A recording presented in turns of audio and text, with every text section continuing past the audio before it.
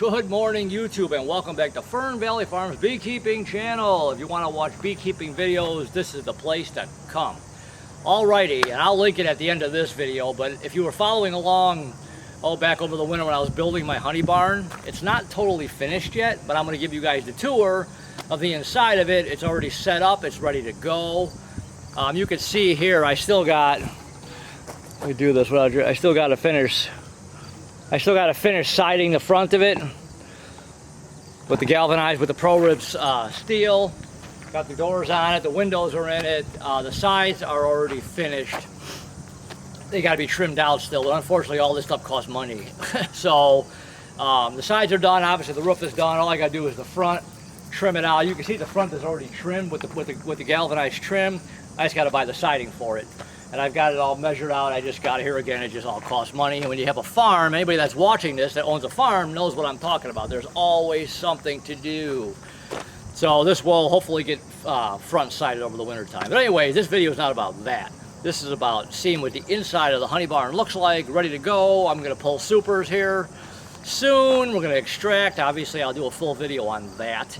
So let's go inside. Make sure before you come in you wipe your feet, okay? This is the only place on my farm that I'm really weird about. Let's keep the inside of this thing clean, but you'll see what I mean. I want to try and keep it nice and clean. So let's go inside.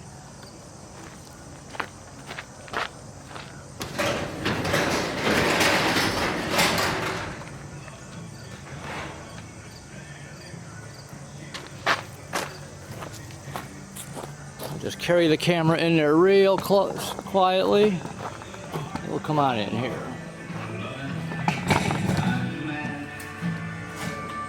Turn the lights on.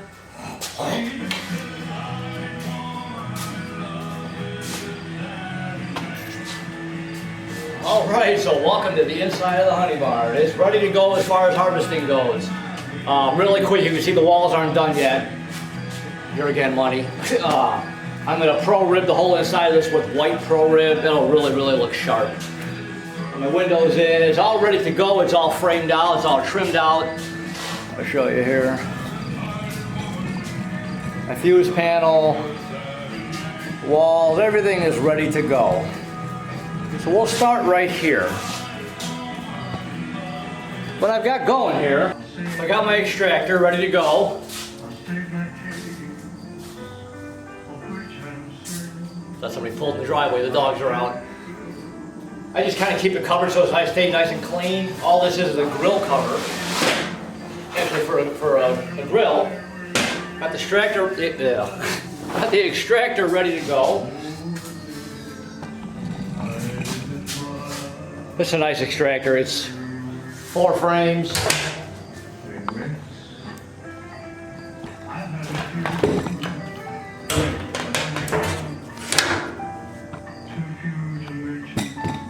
Got the basket. You can put 4 deeps, 4 supers. It works out really nice. Eventually I am going to upgrade to a bigger one, but not right now. So there's my extractor. What I got going over here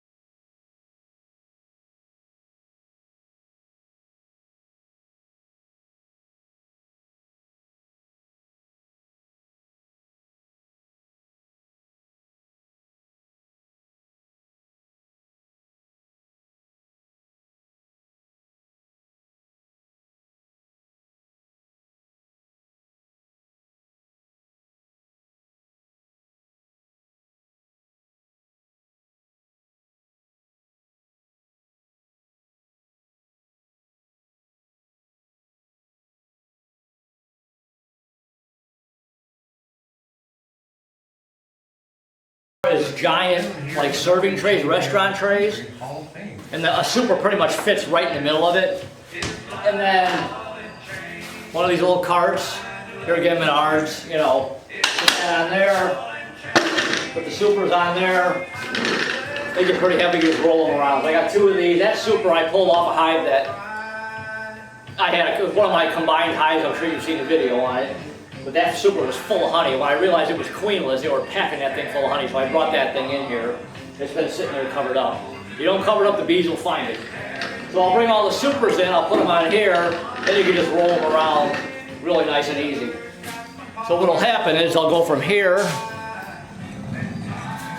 to over here to the decapping tank.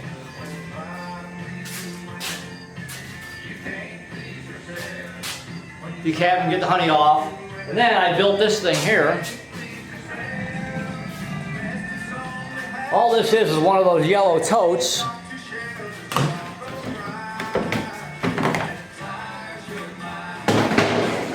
And I screwed frames in there. That's wide enough for a deep or a super. After you get done decapping it, you can put it in here, let them just sit in here. Any honey that'll, you know, this is all obviously clean, brand new. Honey will just sit in there, you can pour whatever honey might drip out of there out. And then you can bring it to the extractor. And I've actually got outlets.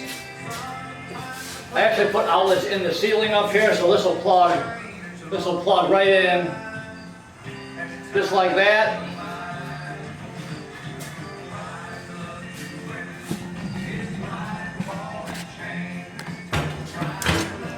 Turn it on. Oh, sorry. It does work. I turn the switch.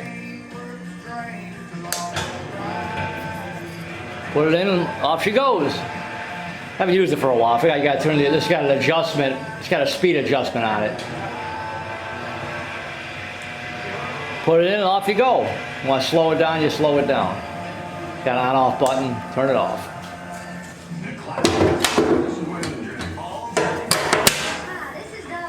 So from here, got all my food grade buckets, I've got my strainers. What I'm going to use this year, you know, everybody uses one of these, and these things work out great. But I also bought some of these strainers that slip right on top of a bucket. These are the 600, right? Should I say this right? Yeah, these are the 600. Yeah, these are the 600 micron filters. It's a really fine strainer. These fit right on the top of one of those buckets. Like I said, when we're doing all this, you'll see all this. So this is just kind of a tour of what's going on in here. So I got plenty of buckets and lids. I'm gonna get to my exciting thing last. Let's do this next. I put a sink in here. Went on Facebook Marketplace and found this stainless steel sink. And all I did for the building here, if you go back in the videos, you'll see I put a floor drain in down there, and all it is going to be for cold water. I ran a water line from over here, right in that corner. It comes out on the other side of the building. There's a spigot for a hose to hook to it. Is all it does. You run the hose to it, turn the hydrant on, run the hose to it. Water runs along here. Runs along here and hooks up to the sink. So you got this is pretty nice. I got a pretty good deal on this. Actually, I got a really good deal on it because I was on my way to go get it, and the guy called me. He's like, "Oh my God, I'm so sorry. Some emergency just came up with one of his employees or whatever. Can you come back later?" I'm like, "Seriously?" And it was a good hour-and-a-half drive toward Chicago.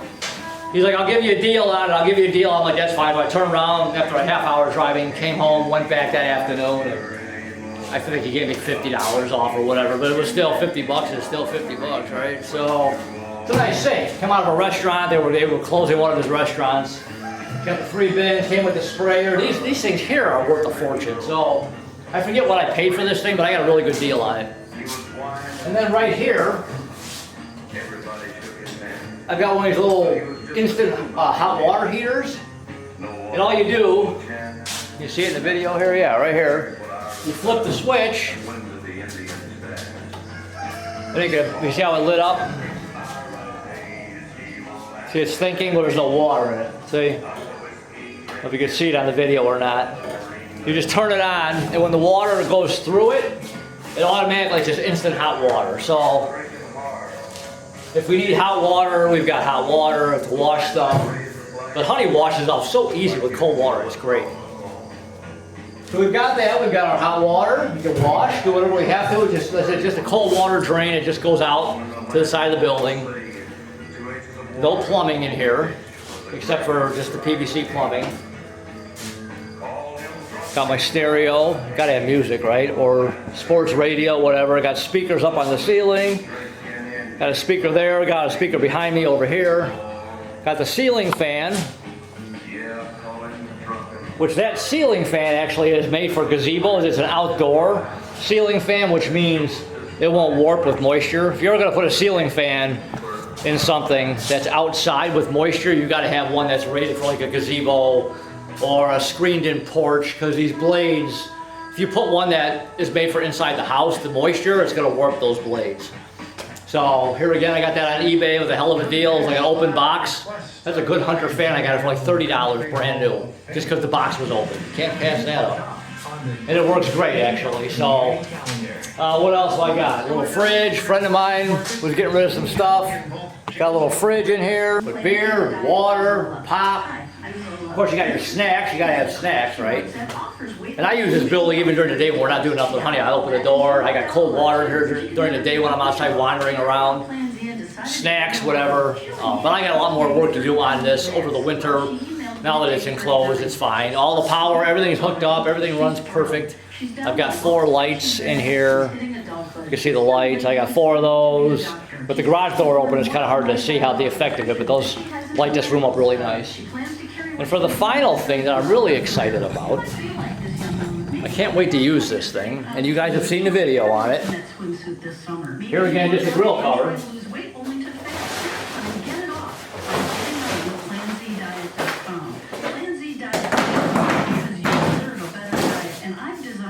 My Maxent wax spinner. I'm really excited about this thing. This is gonna bring us so much more honey. You take all your cappings, you dump them right in here, and let's see. I'll turn it on here so I get that screen out. Providing premium windows, patio doors, and entry doors, professional install, and an everyday low price. Call us today.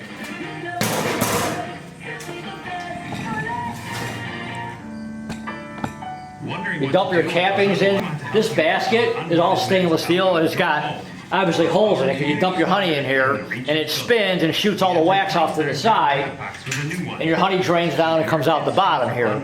But this is supposed to go on the inside to help. It's just a finer screen. Let me know in the comments if anybody uses this thing, if they don't use this in the spinner, if they get the same results. And all you do is come back here, turn it on. Those blades chop up any wax that's in there, spin it off to the side. I'm not sure why, when they built this thing wasn't cheap. I'm not sure when they built this, why this basket ain't got finer holes in it. But this basket actually comes out. Pull this basket out to clean it. And like I said, all the honey will just drain right out of there. All the honey drains right out there. And then, what I actually got this idea from Mr. Ed. If anybody's ever seen Jeff's channel, Mr. Ed, I got this idea from watching him when they were extracting. When he was using his wax spinner, he just happened to have this stainless steel paddle. This is a little bit bigger than I couldn't find a smaller one. And he just takes on the inside of this, he's obviously got a much bigger wax spinner than this, but he uses this to scrape the sides down, and it came off nice and clean. And this is obviously stainless steel, this will wash no problem. It's a little on the big side. I was hoping to find a smaller one, but this is from a restaurant supply. When I seen him use it, I'm like, oh, that's a good idea. And all you gotta do is come in here and just scrape your honey right off. So that's what that'll be used for. that's about it. So I'm really excited about this. It's going to give me a lot more honey, because you could put your honey in your straining baskets and let it sit, and the honey will just drip through and drip through. It takes sometimes days. It'll just keep dripping and dripping. This is going to just get it out really quick. I got a friend of mine. He might bring his over here when he's all done and use this. So we'll spin the wax out. He'll get more honey out of his wax. So I'm really excited about using this. And that was pretty much the last purchase of the year. I do want to eventually get a bigger wax. Eventually, I do want to get a bigger extractor.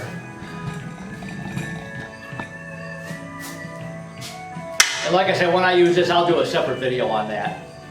All right, I almost forgot to show you guys one more thing right here. I got a scale hanging right here. This is a heavy-duty scale. Let me grab. I mean, obviously, we're always all curious how much our honey weighs and how much we've made. These are obviously 5-gallon buckets, so you know there's 5 gallons in there, but how much, buckets, 3/4, half, whatever, I'm always curious how much I made and how much it weighs.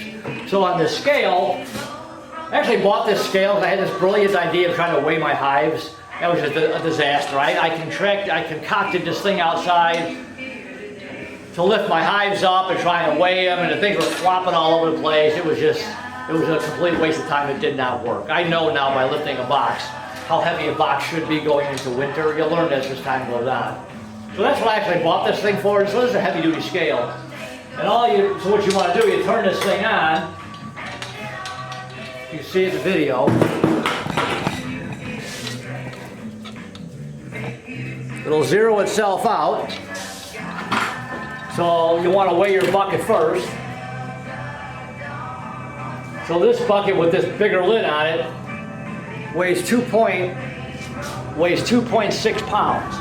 So now when you fill this thing up with honey, you subtract 2.6 pounds, and there's obviously the weight of your honey. So that's why I forgot that. I wanted to add this in really quick here. This is just kind of in a temporary spot right now. I'm not sure exactly where. Once we start going through the whole process in here of extracting the honey, I might move this. It's on a board on the ceiling over the joist, over the trusses I mean, so I can move this if I have to. So right now, I'm going to leave it all right here. I might just stack all my honey buckets here once we're done. So we'll see. So 2.6 pounds. Now you could actually, if you want to, you could zero that out. Oops, I got to turn this thing on for a while. Well, okay, now it's zeroed out. So now you take this full bucket of honey, stick it on there, and whatever it weighs, subtract 2.6 pounds. So if you want to get an exact, measurement on how much your honey weighs, weigh your bucket first, obviously. So anyway, I just wanted to add that really quick. Yeah, what else I got in here? I know one other thing too, what I want to do. Come over here.